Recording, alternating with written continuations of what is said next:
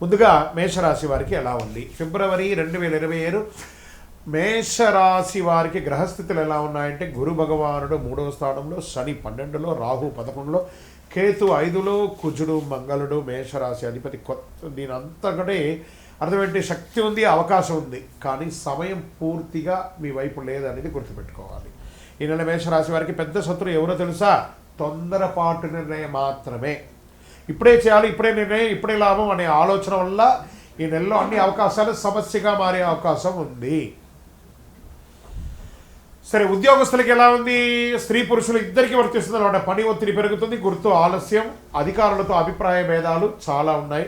ఈ నెల జాబ్ మార్పు వద్దు, ఏమైనా మార్చాలనుకుంటే ఓర్పుతో పని చేస్తే మంచి ఫలితాన్ని పొందుతారు. ఈ నెల మాటలు కాదు, పని మాత్రమే మాట్లాడాలి, గుర్తుపెట్టుకోండి ఉద్యోగులకి. ఇంకా నూతనంగా ఉద్యోగం కోసం ప్రయత్నం చేసే వాళ్ళకి ఇంటర్వ్యూలు వస్తాయి, కానీ ఫైనల్ కాల్ ఆలస్యం అవుతాయి.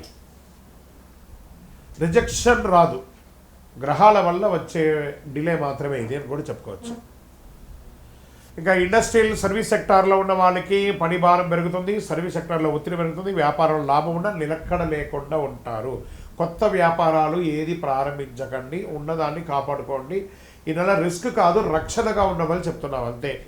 ఇక ఆర్థికంగా ఆకస్మిక లాభం ఆశ వద్దు, షార్ట్ టర్మ్ ట్రేడింగ్ వద్దు, అప్పులు పెంచుకోవద్దు. ఈ నెల డబ్బును కాపాడేది ఏడాది మొత్తం కాపాడుకున్నట్టు. ఈ ఒక నెల ఫిబ్రవరి నెల మీరు కొంచెం జాగ్రత్తగా ఉండే, డిసిప్లిన్గా ఉంటే 1 year వరకు బాగుంటుంది.